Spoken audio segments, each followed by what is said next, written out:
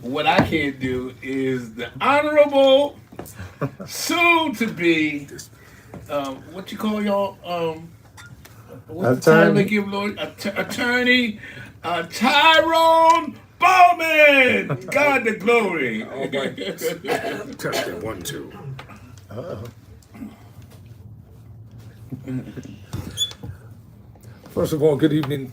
You know what? This microphone, just give me a moment. I'll fix this. You keep that one. So, ladies and gentlemen, we got a little technical difficulties when we were on the air earlier.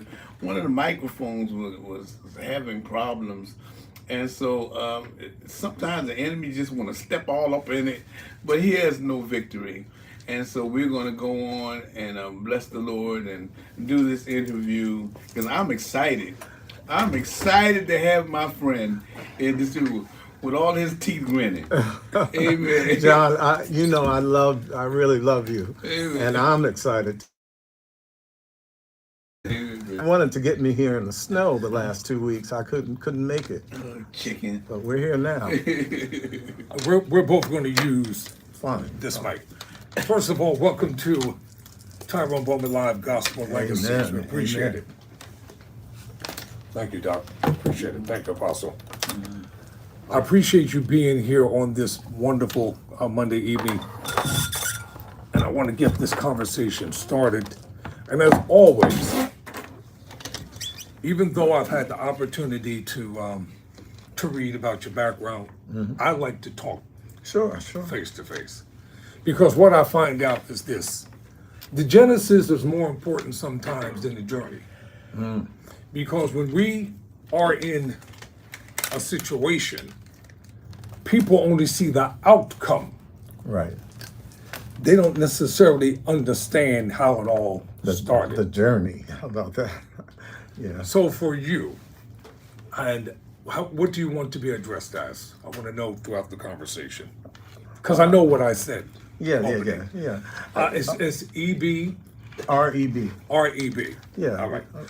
My friends call me REB Manning. I mean, they call me EB. They call you EB? Yeah, like a short. That's my nickname. When I was in high school, I started that.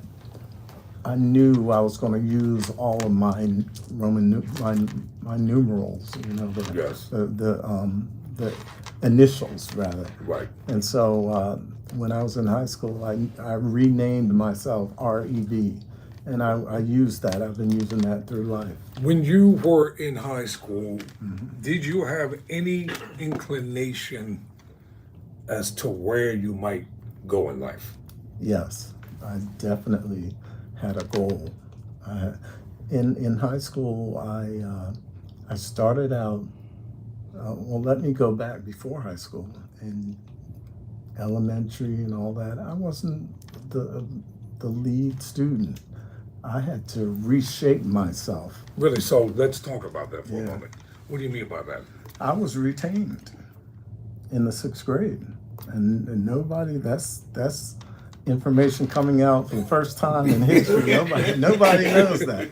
And I get up under these lights, I'm brother, bold stuff enough to happens. say it now, but I was embarrassed by that for years and years. But I've accomplished some things. So let me be Well, open let's- for let's- other people to Right. say, hey, you can fail, Yeah. and then recoup and do better.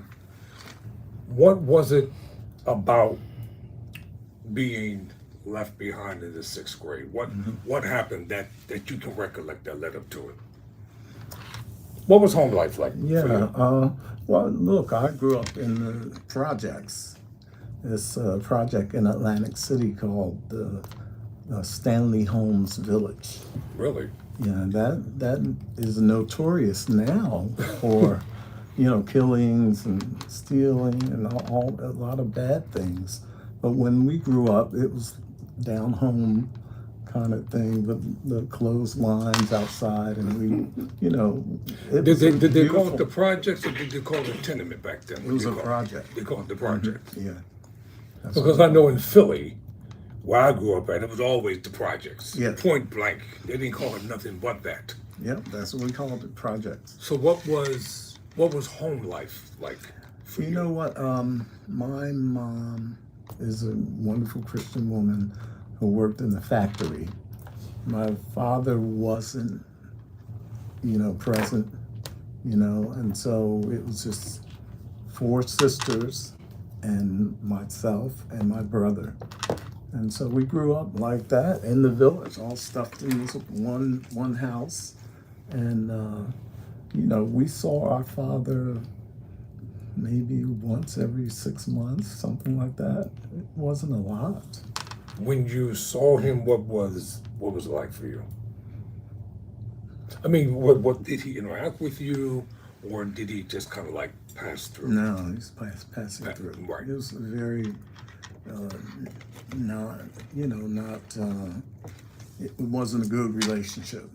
It wasn't a relationship. He would say hi, and he might pat me on the shoulder or something like that. Right. But Listen to your mother. Yeah, he didn't give me the knowledge or give me a roadmap for a man, and so I didn't have that until I got into college, and I found a surrogate father. That changed my life. Before we get to college, was your mother your first mentor? Yes, First example. most definitely. What are some of the lessons that you remember that stuck with you, that kind of laid the foundation for you?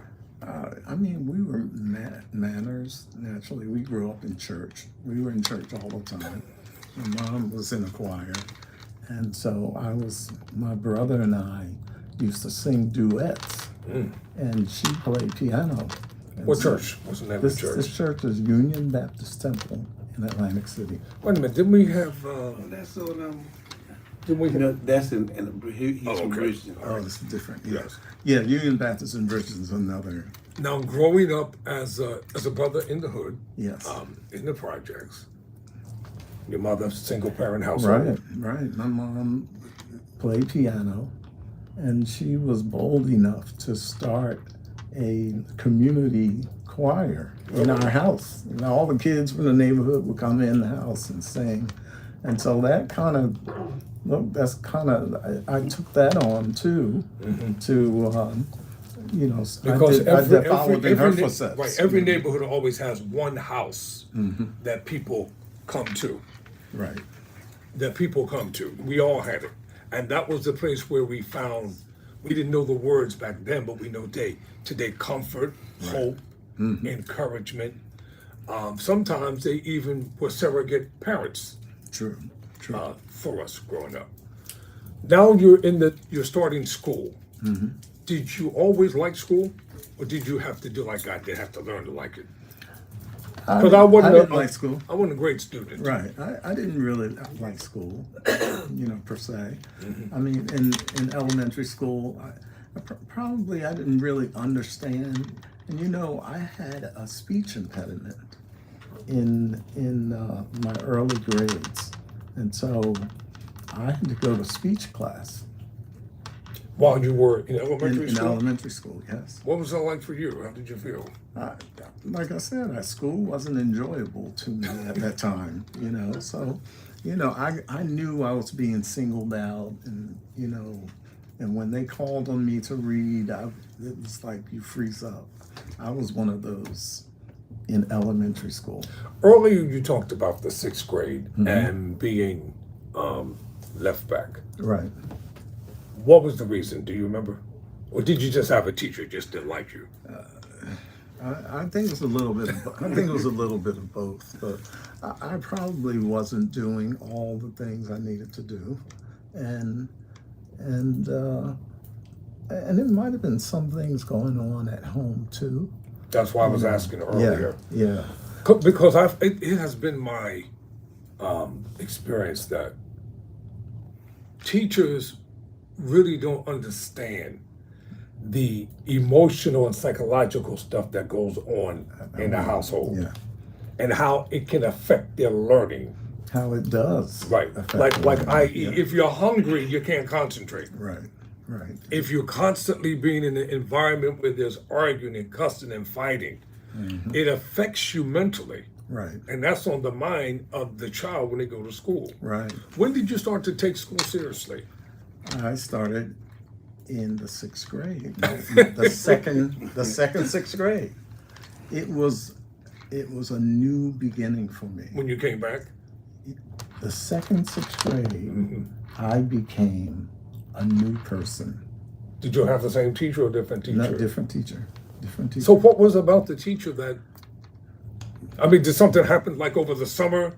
Or when you came back, you just had quote unquote a brand new attitude? I had a brand new attitude, and it was the teacher was it was more camaraderie with the teacher also, and also another thing is I started music in the sixth grade. Wow. And so that was a new adventure for me. Yes. So I was good at music. So all of a sudden, I'm succeeding. What made you good at music? What did you do? What did you play instruments? Were you singing? Were you in an atmosphere where music was, or did suddenly you like had an epiphany in your mind? Yeah, I think because I always had music. Like I said, my brother and I sang duets in church. So in church, I was fine. I did all the Bible study readings and all that. But in school, it wasn't that way until my second, sixth grade. And, and I looked at it back, as an educator, I looked at it again. And when I think about it now, my second, sixth grade year. I want people to see you in the camera, not me. Yeah, okay. Yeah, my second year, what happened was I was older. And all the other sixth graders were kids. They were young, right? Yes. And so all of a sudden, I became a leader. I knew some things. And then I was going out the class and I was doing music and I was good.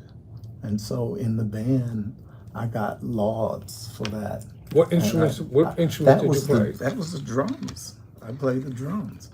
Were you self-taught? No, well, I learned in school. I learned, we had only piano at home, right? And singing. And so I took drum lessons and I was good. I succeeded. And I played a little solo in the band and all that. And people clapped for me. And that was like a new epiphany for me. Let's fast forward to high school. Okay. Were you athletic? I was. What were you interested I ran cross country and I ran track. How good were you at it? I was good. I think, my first year I won like second and third. In high school they had a scoreboard and everybody who won got their points put up on the Really? Now, running track, were you like cross country, 4x4? Yeah, I did mainly cross country the first year, and I did track. I ran high hurdles, so those were my two. Did you think that you would become an athlete, or was music kind of music? The track was something I wanted to do. I could do. Yes. I was good at it, but. Cross country is more difficult. When you win cross country, it's more like you have to come in the first 15 people to get points. And so I would usually be around 7 or 8. I wasn't like the winner, so to speak, but I was in getting points for my team. So I was a good team player. What was high school like for you? High school was amazing. In high school, I became the same person you see today. I really did. I felt good. When I was in high school, I was the band president. I was the orchestra president. I took organ lessons with the professor at ACC. For those who don't know what that means. Atlantic Cape Community College. Right. So I had a college teacher teaching me organ, and I was probably a junior in high school. What type of music were you playing? I was playing church, church What music. was it called sacred back then? Yeah, pipe organ. And that was on pipe organ too. Really? A white white teacher, Wow. white. So yeah, Well, they had the pipes and the pipe organ. Yeah, that's what. And so I mean, all of these things were happening in high school, and then I was in the German club. You know, I became a scholar. I Let's did the talk National Honor Society. I was one of those guys while in high school. in high school. A's and B's. What was that like for you? It was who I wanted to be. It was who I was. It was Did you- reshaping that This boy this who got is retained. this is important to know. Did you sense that you had a call, quote unquote, like a spiritual call to major in certain things that would eventually lead to service within community or within the church, etc.? Did you think you were being called to something greater than you? At that time, No, like let's just say your first year in college. you know what? I got saved in high school, and it was a very unique and amazing Really? Let's talk about it. experience. You know, Now- so now we're that's, talking. yeah. So that was like the call, but Mm-hmm. but you know, I was becoming that person in high school anyway. You know, Yes. and it didn't have much to do with religion in the early years. You know, track, band, Right, you're just living, orchestra, you're growing up, right. finding your way through life. girlfriends, and Yes. you know, all that stuff was going on in high school. In my junior year, I was cross country runner, right? And so I would run on Saturday mornings. I would run 8 miles, whatever it is, on the boardwalk. So I run up to the boardwalk, and I'm jogging, and all this big gang of white people. You know, it was segregation. Of you course. know, back in that time. That's right. Atlantic City was Yep. 2 different boardwalks. Like when you pass a certain street, it's dangerous, you know. So I was running, and I ran down to the high school, which is halfway in the white section. I mean, the route was halfway white, you know. You think about Yes. it. So anyway, all these guys are there, and they were just kind of hippie looking, raggedy clothing, you know, nothing big. And they said, "Are you winning a prize?" I said, "Well, I'm pretty good in track. I'm pretty good." And I stopped and talked to them, you know.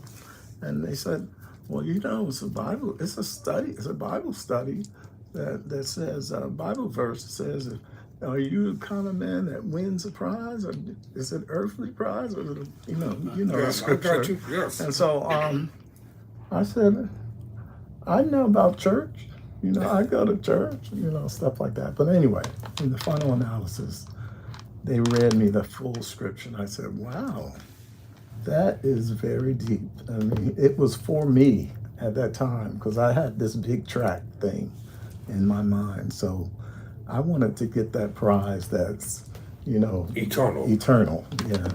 And so I prayed right there on the boardwalk, and you know, the long story short, you know, I would be able to do some Bible studies with them from time to time when I was available. But I did mainly. It changed my life, though. It was a different perspective. You know, a passage of scripture says, "He who hungers and thirsts after righteousness Mm-hmm. shall be filled," quote unquote. Did you have a hunger I did. and a thirst I did. for spiritual things? Right, because after that, that was a big part of my life. You know, I had a Bible, and I read it, and you know, and I went to church. I went to their little Bible study, and I went to my church. You know, and So- yeah, So it's all coming together. yeah. What was graduation day like for you from high school preparing to go to college? It was, you know, preparation starts in your junior year. That, like I said, that junior year, a lot of stuff happened. But I started applying to colleges and things like that. And my colleges mainly were music schools. Mm-hmm. I wanted to go to either New England Conservatory of Music in Boston, All right, or now. Boston Yes. Conservatory is the oldest music school in the world, you know, or in the United States rather, but one of the oldest in in the world. You know, it's 1822. So which one did you ultimately? Ultimately, settle for? I went to Boston Conservatory. What was it like when you got that acceptance letter? It was amazing. It really was. What did mom say? My mother, you know, my mom wasn't very expressive, like a wonderful, hugging kind of person. She says, "That's nice, Bobby." You know, so everybody. Now I can tell my original friends always call me Bobby. Yes. That's my neighborhood name. Were you one of his original friends? John wasn't there back then. Not that far back, but how far back you know. But if someone calls me Bobby, you know, that's way back. Yes. A young person. But anyway, yeah, I applied to the college, Watch your word. and I went there, Yes. and my mom and I went to the Boston Conservatory in January. We were there January 1st. What they had like open house? I had to audition. I had Really? to go there. I had to play. I had to show what I could do. What did you play that day? I played it was a percussion. Mozart? I was going as a percussionist. Oh, okay. So as a percussionist, you have to play the snare drum. You had to play a piece on snare drum. You had to play timpani, and you had to play the mallet instruments. I played the marimba or the xylophone. Yes. So I had to have a percussion player had to have 3 recital pieces to play for their audition. So I did that. I did these 3 songs. You know, right now I can't think of what the heck they were, because there's so many things I remember in my mind. How many years ago? Do you remember what day it was on? And I'm asking I for a said, reason. yeah, it's January 1st. I was Okay. there on New Year's Day. What did you wear that day? Do you remember? I had a suit on, but I remember the biggest thing I remember is my mom got me this briefcase. I carried a briefcase for 50 years. When Apostle John and I were together, didn't I always have a briefcase everywhere? When did you meet Apostle John? Early 90s. Yeah, 90, Early 90s. 92, 93, whatever. Now, what was your major? My major was Because now you're working toward your first degree, so Right. undergrad. What was your yeah, major? my major was music education. Why did you choose that particular course? Well, you know what? I was thinking of the future. I wanted to be, you know, I had a minor in conducting. So I wanted to be a classical conductor. That was my goal. Oh, the guy with the tuxedo on. Yeah, And, leading the whole yes. orchestra. Yes. That was my goal. I really wanted to do that. But I had to think logically, this black man, am I gonna make it as that? So I did a backup plan, education, I can teach and make a career. And so that was my major, music education. Were you on campus? I was, And this is during, because I want to get the era straight. yeah.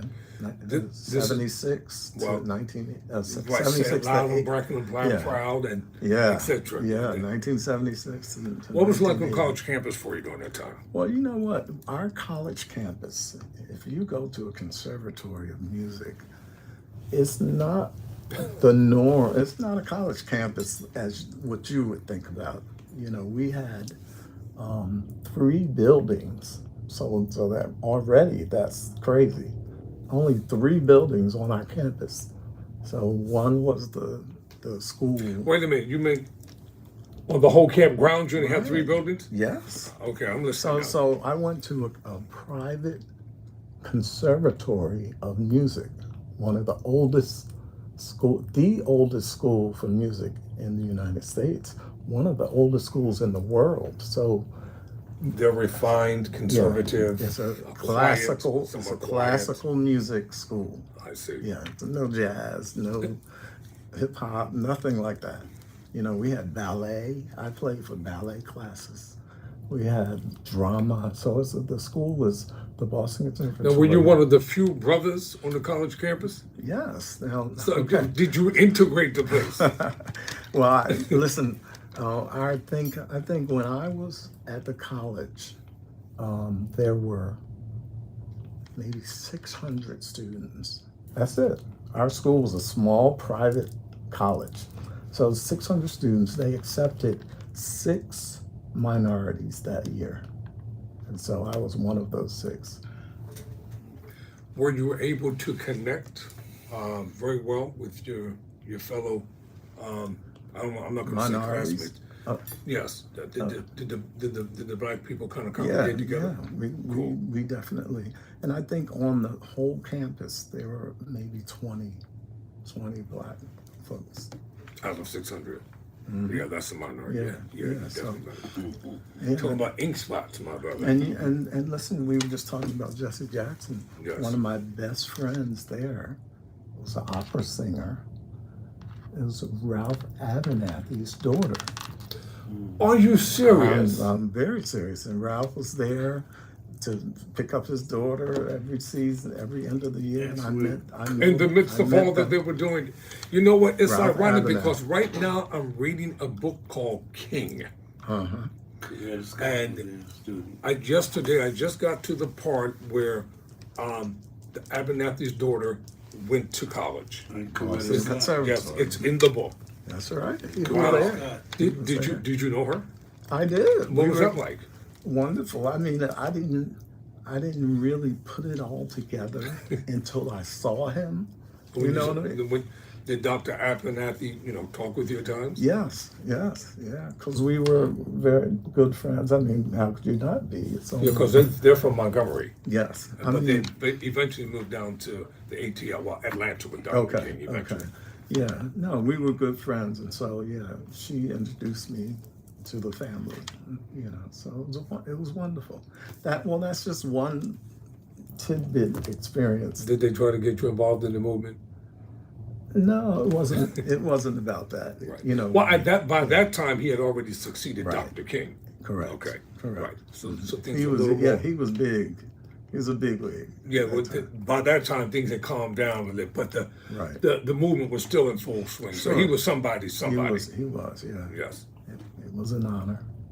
So yeah, so we were at the conservatory, and at that time I had my goals to become a great musician and someone who would lead. But as it turned out, I ended up being a teacher. Where? Okay. After graduation, what year did you graduate from there? I graduated in 1980. And then now you're working toward your master's, right? Well, Or yeah, did you earn it simultaneously? No. Okay, I went home. It I went wasn't home. a dual Yeah, program. Okay. right. I went home, and the first summer, I graduated in May of 1980. I went home, and my teacher, one of my teachers from high school, invited me to teach the summer program for the school district. And so I was a music teacher. Boom. In AC? Yeah. Wow. Yeah, so in June, I started working, as a teacher. I taught all instruments, clarinet, flute, sax, trombone, trumpet, every instrument. Where did you study for your master's? Where did you go to? Yeah, and for a master's degree. See, I even though I know all this stuff is here, Yeah. I don't want to keep looking at my phone, Right. so I'd rather just Yeah, talk. of course, yeah. So what happened was I worked for 2 years, maybe 3 years. I was third-year teacher, and I said, okay, I need to do more to reach my goals. And so I was online or getting, I think at that time we were getting pamphlets of how you can get some courses. One of the programs was, it said, earn your master's in 2 summers. Wow. That's what happened. And so I saw this, I said, oh, that's good. And the fees were not that expensive. And part of our fees were paid for by the school anyway. So I said, I'm gonna try this plan. You go to the college in the summer, come back to school and work, and then take 3 courses at home, 3 or 4, I don't remember exactly. And then you go back the second summer, take courses there, and graduate. I said, that's a deal. And so basically you get your degree in 1 year. And so I did that. But the problem is that the school was in Hattiesburg, Mississippi. Did you have to travel there? I had to live in Hattiesburg. Down in the deep south, my brother. That's right. So Mississippi. I got in my car that summer. So are you saying they didn't have satellite courses then? No, You had to no satellite courses back then. So did you went to school and campus for your master's in Mississippi? In Mississippi, yes. Did you work while you were? Yeah, well, as I said, the first summer I was in Mississippi. Now I'll tell this secret only for you and your special guests on the radio Right, go ahead. and online. Right. In order to take my master's, I had to report for class in Mississippi on June 1st. Now, as we know, in New Jersey, School doesn't end. school's not over. So how in the world am I going to report for class? And so my first year, Lord forgive me, I called in sick. Ladies and gentlemen, let me just tell you something. When folks sit down and talk to me, everything always comes out. Coming out. I had to get there because that was my goal, Wait. is to achieve So what I those needed last to 3 achieve. weeks of school. 3 weeks. It was really two weeks and so many days, but we got out like the 15th, whatever. Yes. You had to do what had to be I done. had to be there, Yes. you know, and so I called out sick, and Lord, like I said, Lord forgive me, I thought of some illness that would keep me out and they wouldn't want me back. What did I tell them I had? The hot package. Mononucleosis. Oh, I said, I cannot come and Listen, get look at these this. kids. They love that. Get these kids they sick. love you right there. Y'all know y'all ain't right on Were you there. I married see all then? those hearts and smiley faces Yeah, coming so up. were you married? I was married, yeah. So my wife had to, tell her part. He says, "Oh, Robert can't get in. He's very sick. I'll send him his grades. I'll bring in all the stuff." And I was on the phone in Mississippi saying, "Look, tell them that I'm going back to the doctor. I can't get back there, and I'll see them after the summer." Okay, I'm gonna come back to this in a minute after we finish the radio portion. When did you get married? Yeah, I got Yeah, married. and how did you meet your wife? Was it while you were in school? Because I'm No. missing something. I, Was this after? I came home. Right. I came home, and it really had a lot to do with my Christian journey too. I came home, right? I was working. I got the job at the school, Right. and my cousin, this gentleman was a pastor. His name was George in Atlantic City, and George and we hit it off. And he had this little storefront church. He was just starting. Maybe we had like 12, 15 people, and I played piano for him. And so the music director, right, the Yes. minister of music, and George was getting married, not me. So I went to George's wedding in Washington, D.C. George married this beautiful, wonderful person that worked in D.C. And George's cousin came to the wedding. And when I saw her, I escorted her down the aisle. I was one of the ushers. I escorted her to her seat. And I said, I like this girl. And you know my wife already. That's Marcella Smith. And so, yeah, I married her. what year? I married George's cousin That year? that year. While you were working on your master's? And that was before. This is before. Yeah. So, As an my undergrad? first, yeah, that was my first year. No. It was my first year working Your first year. back Okay. in Yes. Atlantic City as a music teacher. And so, Okay, now fast Yeah. forward. She's helping you right. So she's back. with the plan here. Right. Open it live. Yeah. Yeah. So the big thing is I had to be successful. In order to do it, you got to be there. And I had to be there. So we made it work. And so after the summer, I came back home. Family was together again. We went through the school year, took more courses, passed all my courses, went back to college the second year. The second year, I couldn't use the same. No. You had to be thing. back on the first. Yeah, I had to go early. That year was maybe the third. It wasn't as bad. So what I did is I went back. I called out. I told my supervisors. I said, look. Just so the audience is following the narrative here, you're not an undergrad anymore. You're working on your master's. This is my master's Right. degree. Yes. So this is all during the period where he's working on his master's, ladies and gentlemen. And I'm working while I'm in And school. he has a job. Right, And he's I'm in married. school, yeah. Right. Okay. I'm working at a school. I'm married, and I'm trying to achieve something. You get a degree, you get a pay raise. Most That definitely. also. Yes. So I want to get that raise mainly. And I had one child in my second year. I had a baby now, because I've been married for a full year or whatever. And you know what happens. Ask this guy, he knows. He has more kids than I do. So that's Apostle John over there. He gave me a lesson.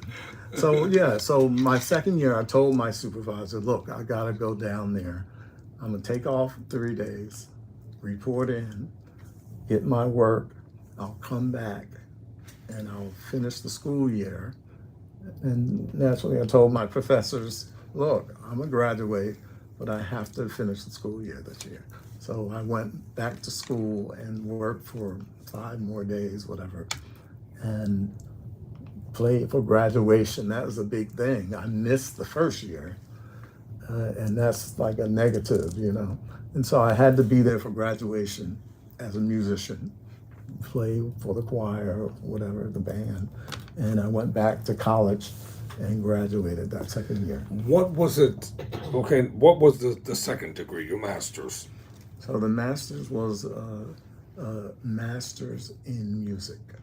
That's what it was called. Do they call Master's it in the music MDiv art. or master's in music art? Master's in music Now art. you have 2 masters, right? I do. What's the second one then? The second master's I got. And where did you attend? The second master's was from Rowan University. At that time, it was Glassboro wow. University. Yeah, and that's a master's in education leadership. They have a nice campus now. It's beautiful. Rowan. Yeah. And they, matter of fact, they have their own bus that takes you straight there. Ask me how I know. Yeah, I go back from time to time. Yes. So I sent my wife there and now we're going to be totally open. That's my second wife that I'm on now. So Well, you haven't even. Well, hold on. Wait a minute. What happened, without going into too much? Yeah. What happened that you and the original right, the first wife. that y'all didn't Yeah. make it? Is it being young? No, well, you know what? I have always been a driven person. Yes. And so, we can look at this on TV here, online. I'm the kind of person that I'm doing this. I'm moving. I'm trying to progress, and I was always that kind of person. And I love my ex-wife. She's a wonderful But person. sometimes people just grow apart. Yeah, and that's what was real. happening. I was Yes. doing this, and she was like more stagnant. Yes. And but next thing you know, I have a degree. I'm moving on, going to the workshop now. I'm going down to The Gospel Music Workshop of America. Right. I'm traveling. All of a sudden, I'm meeting people, and I'm leading choirs and writing songs. And How doing did this how stuff. did you get involved? Well, okay. When did you graduate and receive? Well, hold on. Wait a minute. Wait. Hold up. When did you meet your second wife? Okay, so this is All right. Well, let's graduate first. Let me graduate. Yeah, you got to get your graduate because I yeah. want to talk about that on Yeah. the podcast. Yeah. Okay. Because I know how religious folk Yeah, are. They, yeah. going to hell and all that kind of stuff. But what I want the people, I want to finish the story Right, for yes. your radio show. Right. Really, in Mississippi, I got my master's. Were you down in the Delta part? I wasn't in Delta, but I had so many good roommates and friends Wow. in the Delta, and so I traveled to the Delta often. Yeah, often. James Rose was one of my good friends. His father was a bishop, and his church, which I attended in the Delta, was one of the first AME churches. No. This was AME. I'm AME now. It was a Pentecostal church. Was it Kojic? It was a Kojic, yes. Right. Kojic. Yeah, up there. And that was one of the first original Kojic churches out in the boondocks. I mean, it was that original church. And his father was the pastor of that, but his father was a bishop. And anyway, they lived up in the Delta, so I would go up there for weekends with them. Anyway, come back to college. I graduated. My first wife, we had a baby.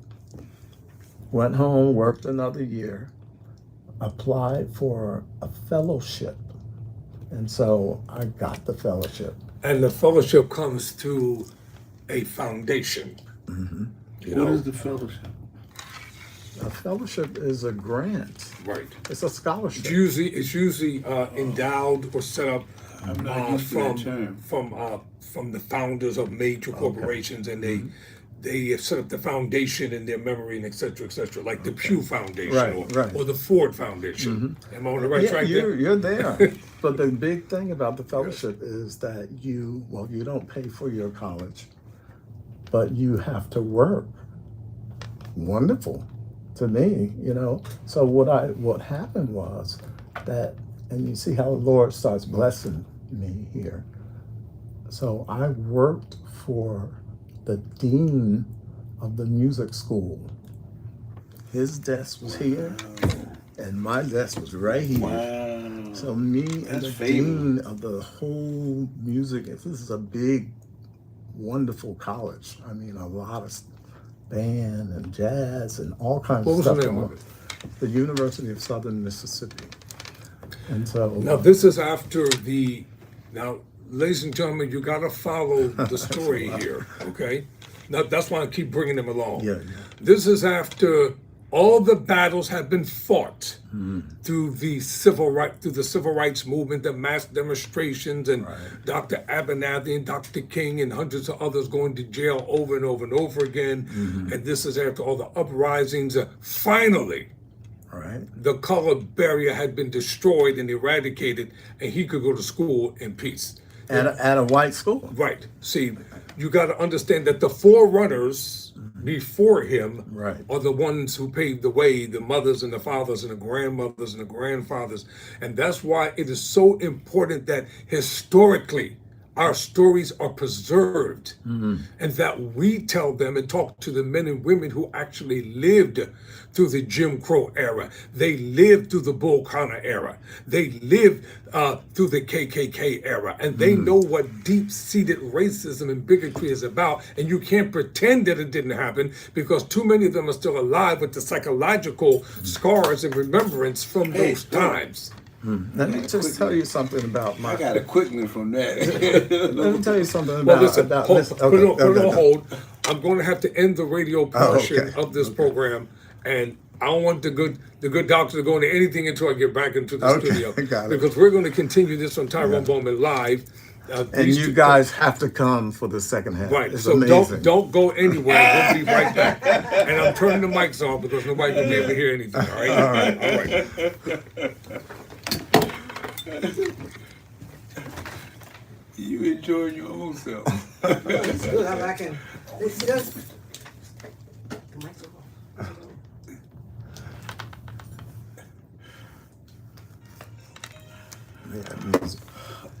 Yeah. Thank you. Wait a minute. I thought you knew all these stories. Only part. Uh-huh. Did you get a scholarship for Boston? Yeah, scholarship to Boston.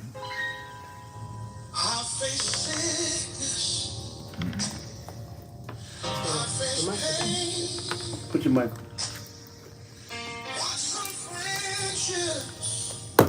Did you got a full scholarship? No, it wasn't full, but it was 80%. 80%. So how we did you had to- raise money to? Church, working in the summer. The church donated some money to us.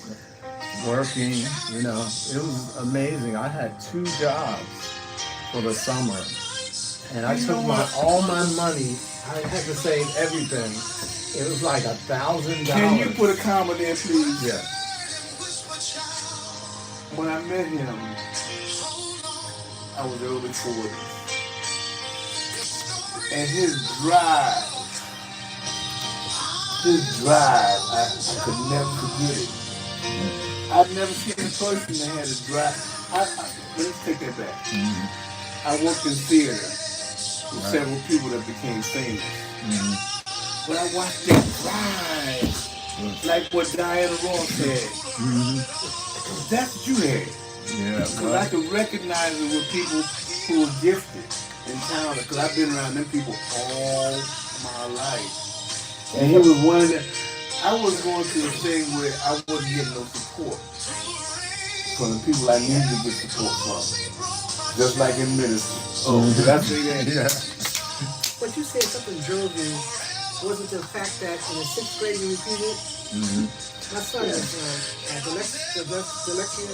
Yes, And we caught it in the 3rd grade. Which Mike, This come on. is over WTMR 800 AM Camden, He Philadelphia. overcame A his. Beasley Media Group station. Ladies and gentlemen, if you want to listen to part 2 of this wonderful conversation with our distinguished guest, go to my YouTube channel right now at Tyrone Bowman Live. That's Tyrone Bowman Live because the conversation is going to continue. And as always, you never know who's going to be stopping by WTMR Radio on Monday evenings for Gospel Legacy. If it's the divine will of God, That was a it little is divine tongue will twisted, only. right? We'll be back next Monday No, my evening son, with another edition of they could read. Gospel Could Legacy your over mother read? WTMR. Yeah, 800 music. AM Camden, Read music? Philadelphia. Yeah, A Beasley yeah. Media Group station. Yeah.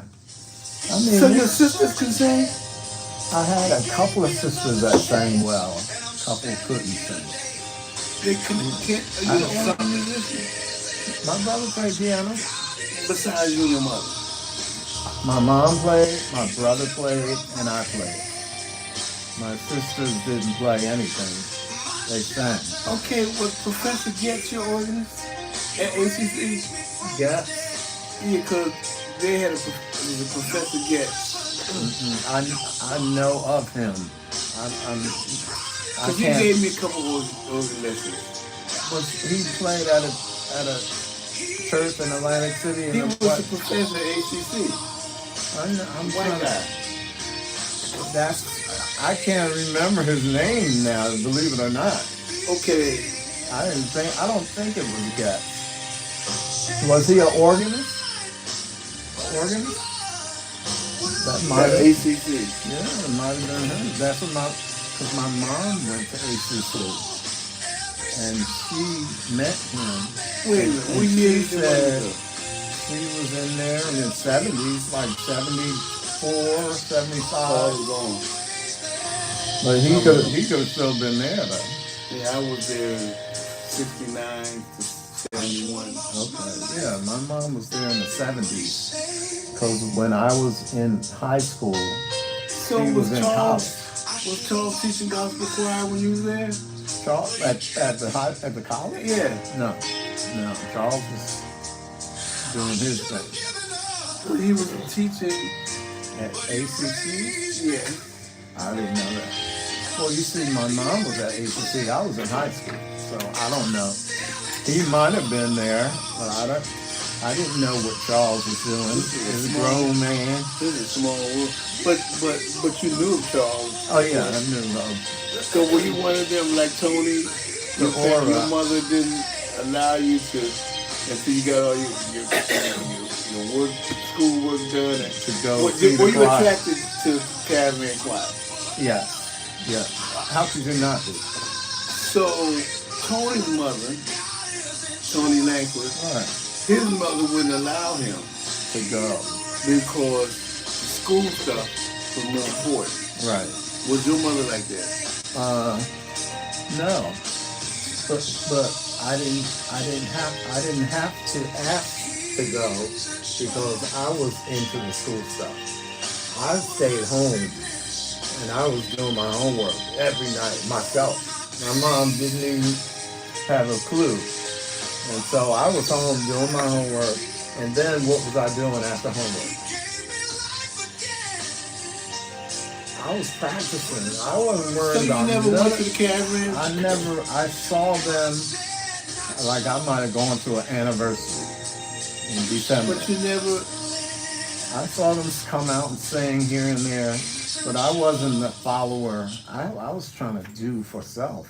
I was trying to get He my was doing this act. thing. He was I was on trying to get the. my act That's That's together. why we didn't meet then. Right. I wasn't at a Because lot of I was that. in Atlantic City all the time in them days. Yeah. And so Yes. you was being studious. Yeah. I was home. You was trying to get it. Right. I To was set the home. example for us. I was practicing. I mean, I practiced 4 hours. And I watched you practice. 4 or 5 hours a day. I did my homework after school for about 2 hours. I was really like one of those driven people. But that you set an indelible mark in me as stick-attedness. Yeah. Yeah, stick-attedness. I didn't know that. Take those off. You're good. No, you take those off. Okay. All right, ladies and gentlemen, we're back Oh, here on no. Tyrone Bowman Live with part 2 of this conversation.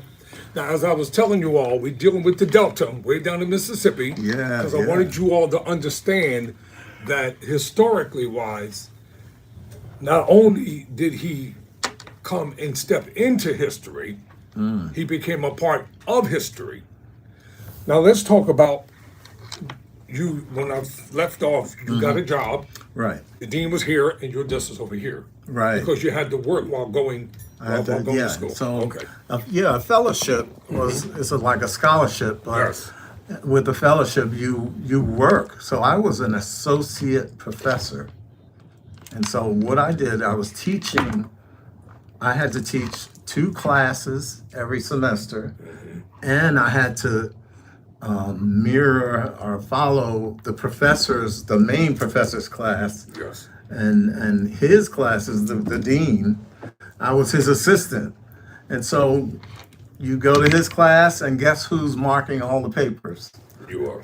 And I might teach a couple of lessons if he has to go and do this with the president of the college. I was the professor at that. So I was doing a lot of the leadership stuff at the college. What was it like stepping into a part of history, knowing that those who came before you couldn't even come anywhere near the door, Right.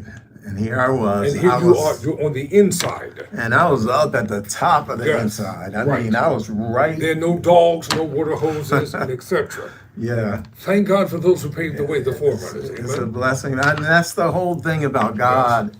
You know, he had his hand on me. He was pushing me up. I didn't even realize it. You know, when I applied to go, I said, oh, I'll apply for the fellowship. Maybe I'll get it, maybe I won't. I got it. But I didn't know what it meant for me. I didn't know I was going to be placed right at the top of where things happen. You Yes. know, and you know what? I want to say one thing about college. So my first 4 years, I went to school in Boston. Boston is a cold. Town. Yeah, and It's I very mean, cold up the duality is I'm talking about. It's cold, but people are cold. Yes. People don't talk to you. You walk down the street, nobody says hi. It was a very cold atmosphere. It's a very Now you know do for self. why they had the tea party up there. Yeah, do for self. That's what I think of that. When I was my first year in college in Boston, Yes. talk about racism, Yes. a high school quarterback star, smart, intellectual, was shot to death on the football field in front of the whole school. He was killed by a white man, Yes. black. So now I'm in Mississippi. This is really the prejudiced place now. Well, that was it. So I'm in Mississippi, and I'm doing my second Were job. you near Money, Mississippi? No, Okay, I wasn't. You know, Emmett Till. Right. Right. Oh, that must have been further up. Yes. I was more south. Southern Mississippi is the college.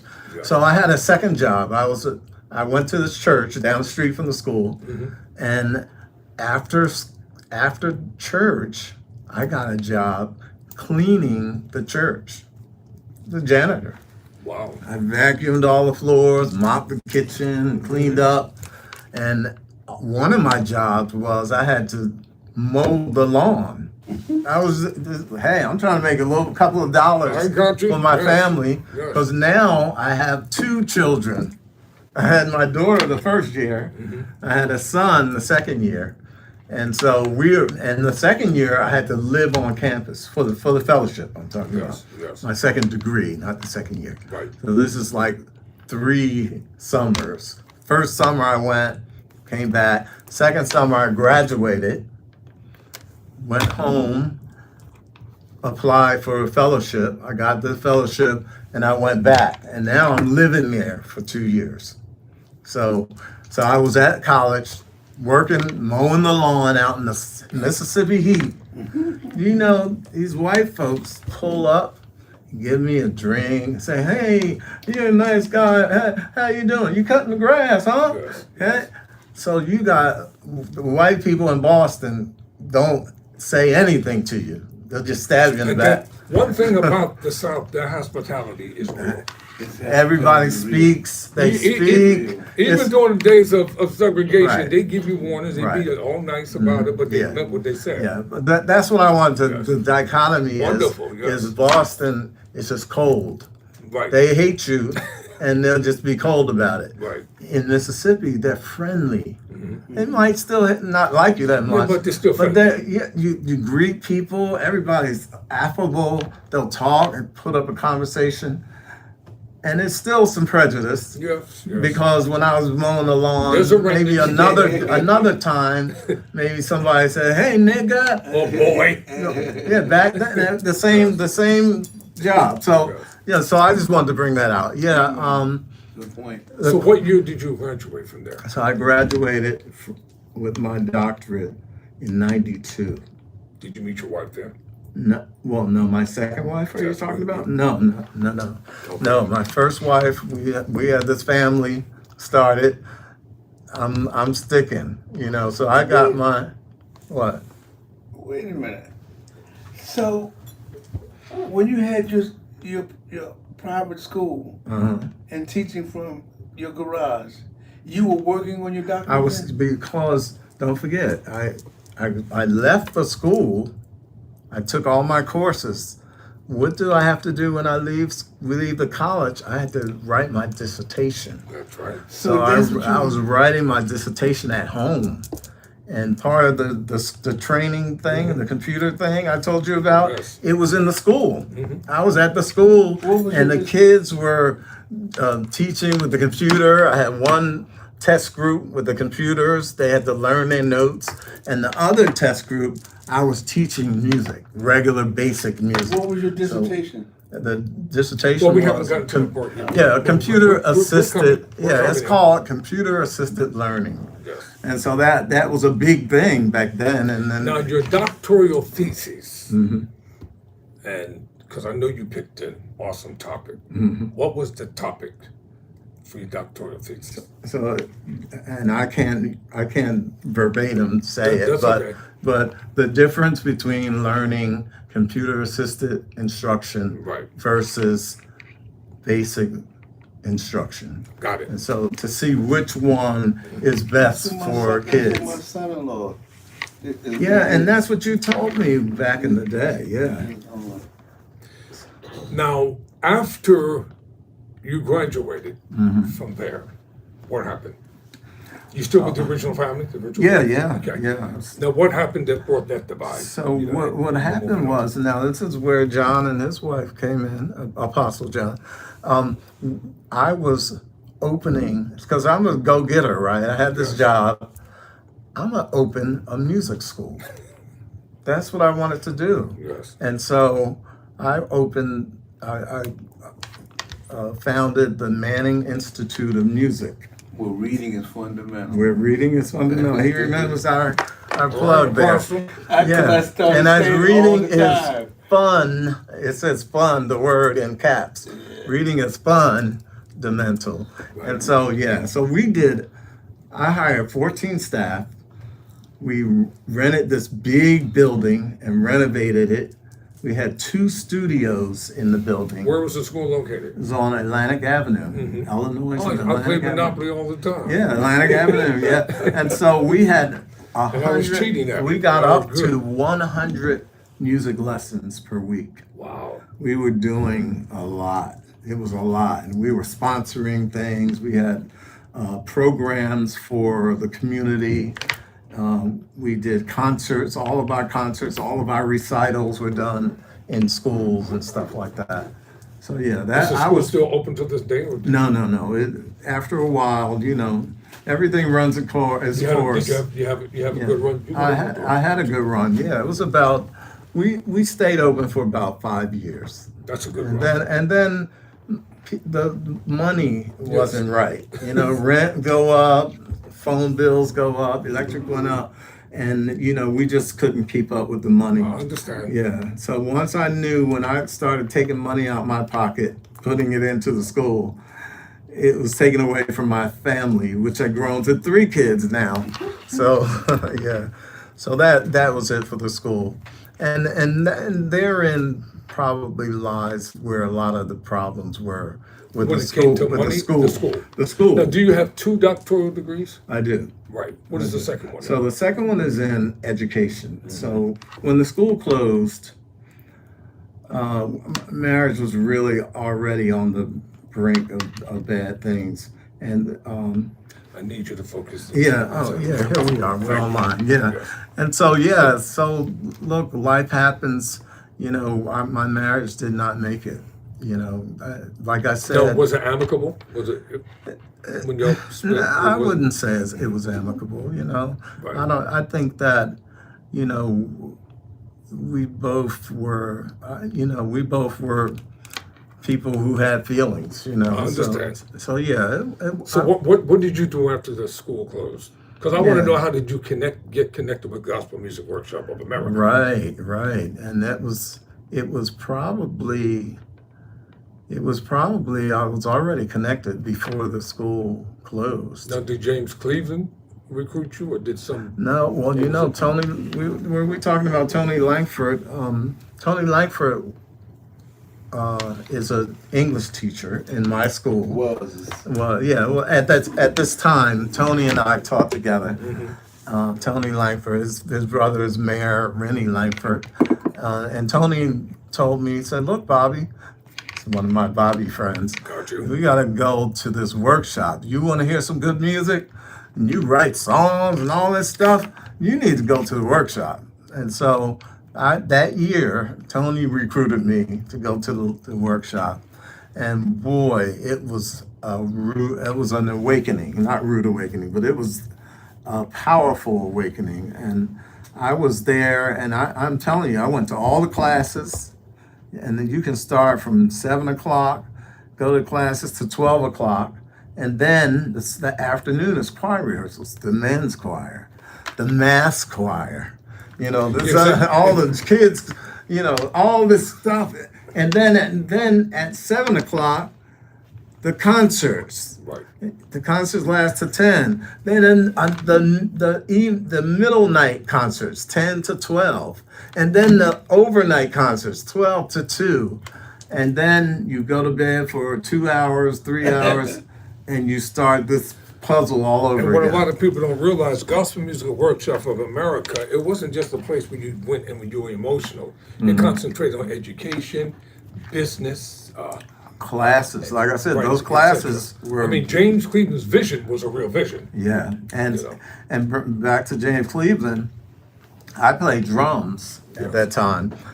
And I played piano too, but I played drums, and James selected me to play drums for him, which was not something often done. Wow, okay. And so I played for him, and Charles you the one that- Fowles was on the organ. Were you the one they dragged off the drums?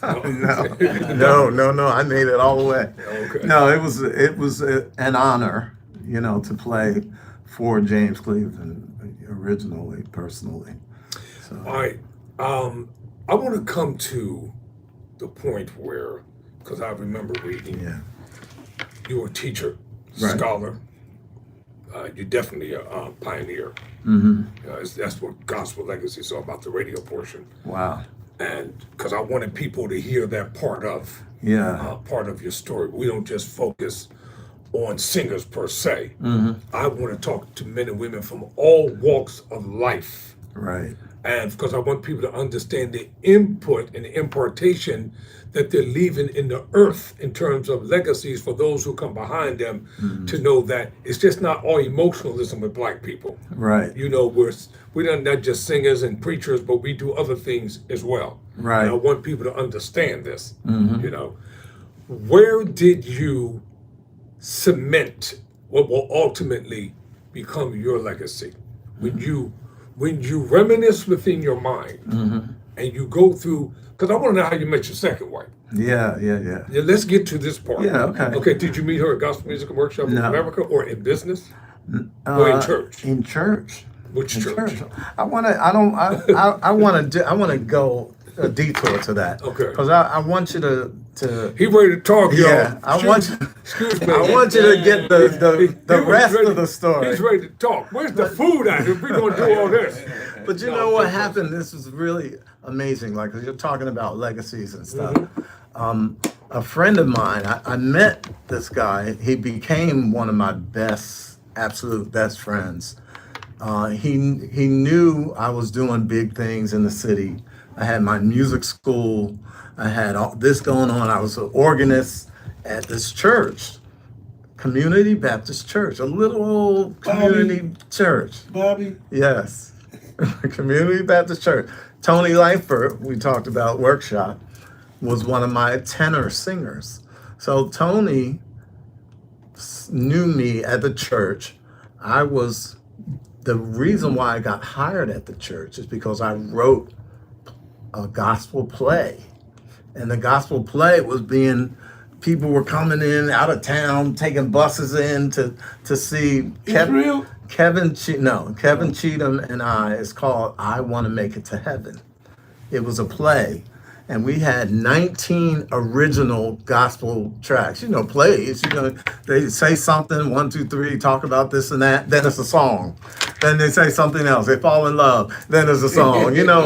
That's how the script goes. But the point is, we had 19 gospel songs, and we did this play for like a year and a half, continuously. Making money and just cranking out audiences.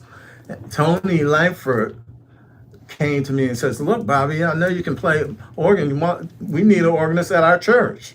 And so that's how I met Tony, and I started playing for Community Baptist Church. So I played there, and so I go back to school. School closes. Marriage on the rocks. I go for a doctorate.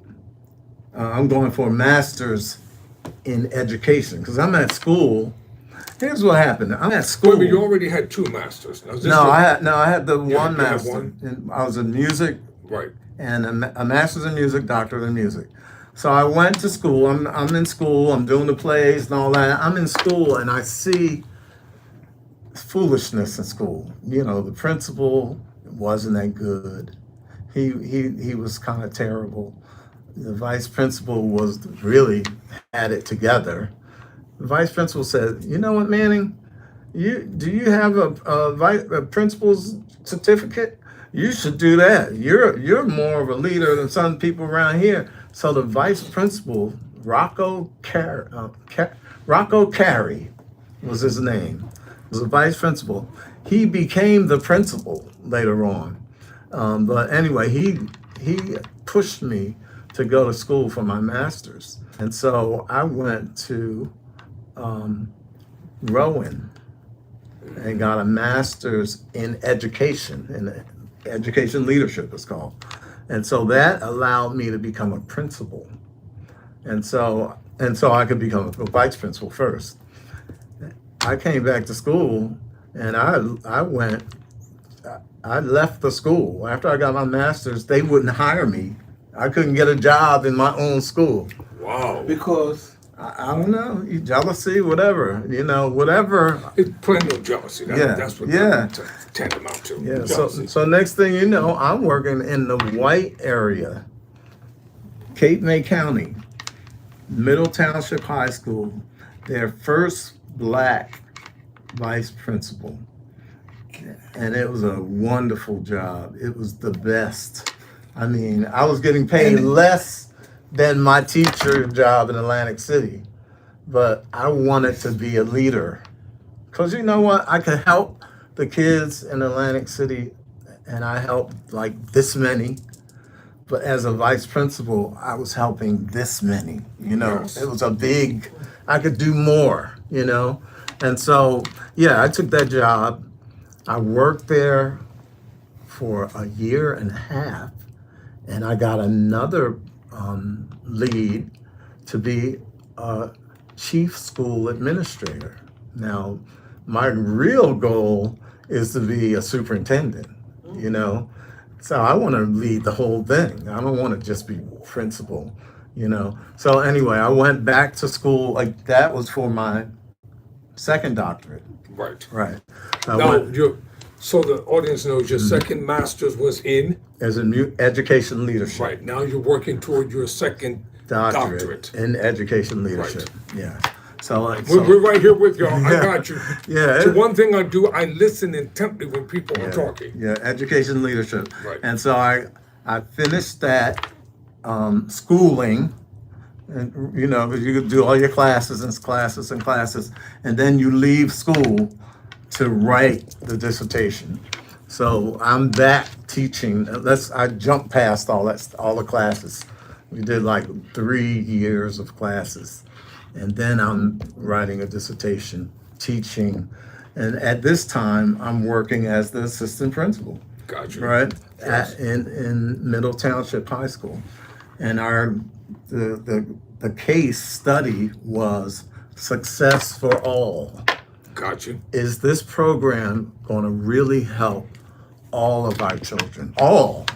Black, white, Spanish, disabled, all that, dysfunctional, everything. So that was the dissertation.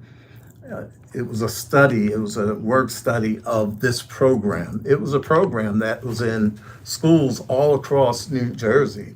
I think it was in like 60 different schools or something like that. And so my study just compared success rates of students from the test scores of the school. So let's say Atlantic City High School, test scores, 90, it's not 90%, 70% students did well in language arts, something like that. As an educator, what was your main focus when you're dealing with administration versus the students and the overall structuring of a program or programs that you knew that could guarantee Right. the students to be on the road towards success? Yeah, I think the administration had an ear because what I was doing was helping their school come up. Be elevated. They didn't want to do the work. And say, this guy is studying, he sounds like he knows what he's talking about. Let me let you bring this program into the school. And so really we had these new, lessons and the teachers had to be trained. So all this time, I'm yes. learning all these sets. I'm learning leadership sets. I'm talking to the staff.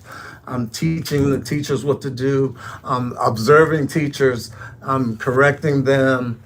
Students, helping students. How can you help the students better? All that was giving me the tools to be what? Not vice principal. Superintendent. I want to lead. Let me ask you a question, because this is coming to my mind. What was the catalyst that ultimately led to you fulfilling your destiny? Because you did everything right. Right. Yeah. The end game was to become the superintendent. Right. Did you ever reach it? Yes. So what was because we all have an impetus that bam, the whole door Right. opens. Yeah. And there's a catalyst that propels us and thrusts us right in the center of destiny. And we're ready to meet the challenges because we did the work. You know what? It's always in life, you have life's vicissitudes, and you have the up, and then you have the down. That's right. My whole trip was just like that all the time. So I got this degree. I got this doctorate degree in education leadership, Yep. and I'm applying for jobs. This is where we left off. That's right. I'm applying for jobs. I want to be superintendent. I got the paperwork. It's right here. I go to hundreds. I fill out, I would do 10 applications a week, send them out. I might hear from one. Do one interview. You did Philly? One interview. I stayed in Jersey because you have to get certification in Philly. They don't last long in Philadelphia. It's superintendents And so I went through about 200 applications. Maybe I had 30, 40 interviews out of the 200, all over the state, running from Cape May to up and down, everywhere. I wasn't successful. I wasn't getting a job. So it turned out that I was teaching music as a substitute, because I left Middle Township High School. Yes. I was a vice principal. I got the job as chief school administrator and that's principal, superintendent. Yes. It's a small school, one school building. So you're the principal, you're also the superintendent. That was for a charter school. And so I worked at the charter school for 2 years. And then a kibosh happened and they wanted somebody else. So I was out of a job. And so next thing I know, I was working as a music teacher again, back to the bottom. I was teaching music. I didn't even have a classroom. I was on the stage of the auditorium teaching music. And I said, this is not going well for me. And so I applied to a job that got me a vice principalship again in Millville. So I'm driving to Millville. I was sick because I'm driving an hour to get to school every day, back and forth in the snow, everything. Principal has to be there. Well, assistant principal has to be there 7 o'clock in the morning. School starts at 8 o'clock, whatever. The point is, that job was work, a lot of work. And that was when 9/11 happened. I remember I was giving a staff meeting. I was in charge of a staff meeting with my crew, and we were looking at TV when 9/11 was going on. And so anyway, that job, one of the ladies who was on my staff, who I supervised, said to me, "This is God. God, that's how it happens." She said, "You know what? The town that I live in, they need a superintendent." I said, "Ooh, I have my certification. I'm qualified." He said, yeah, you should take this number and call this lady. And so I got an interview. Now, after I had these 200 letters out, I didn't even send them a letter, right? All of a sudden, I had favor. Who's this lady? The lady was a board president. She was in charge of the stuff, you know. She had the juice. She was in charge. Oh, Yeah, so yes. so it was like a blessing just dropped in my lap. So now you became the superintendent? Yeah, yeah. How long did that tenure last for you? That was 5 years. 5 years. 5 productive years. Wonderful, Okay, that was amazing. where? What was the location? That was Woodbine School District. I've been up in Woodbine. Yeah, We're nice Woodbine place School. out The there. Okay, developmental so- centers there. Yes, very And nice. it's a Jewish community. So Look how on. did you get out to Las Vegas? Well, that's the rest of the story. But the main thing is that Woodbine was. We might have to make this a 2-part interview. I'm with Are you. you willing to come back next week? Absolutely. I listen, ladies and gentlemen, because this story, this is one that can't be told Yeah. in just one part.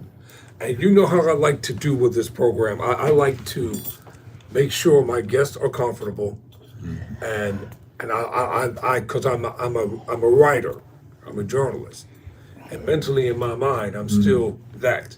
Right. And I like individuals to be able to convey with the audience the very narrative and the essence and the importance of this story, because that way when you go back and you look at this particular program, some of you may be interested in becoming an educator and going to school, but you got to know about the nuances, the trials and the Right. tests and everything.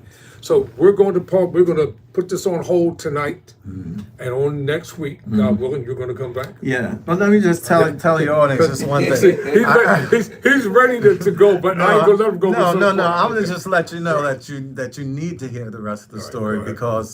because what happens in my life, Yes. you know, it's miraculous, you know, and it's not me, you Yes. know, it's God that Because did. ultimately, I'm going to tie it all together. Right. Yeah. It wasn't. I mean, Right. I'm not such a wonderful person. I've been blessed. Let me tell you something. I've been Doctor. blessed. Listen to me tonight. And I want you all to hear my heart when I speak. When you read the Bible is not what you think it is. It's telling you a story. It's a compiling of generations, of centuries, Right. destinies, principalities, and powers, especially when you study the Old Testament.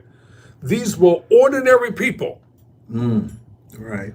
that the divine deity chose for his divine purposes, and their human weaknesses and failure did not prohibit them Right. from becoming who he wanted them to be. Did he chastise them? Yes. Did he correct them? Yes. And many times individuals go through life, they come to Christ, they go think they up, got to be you go this down, perfect picture person, and that's what destroys them. Right. And that's what I try to tell a lot of these preachers. Stop all this hellfire and brimstone and give people grace and mercy so they live. Because if you don't allow people to live, their destinies will never be fulfilled. And part of the destiny is going through the dark periods. Yes. So stay tuned. Next week, same place, same time. Until then, thank you all for watching. Thank you for being a part of the journey. Never surrender. Never quit. Peace.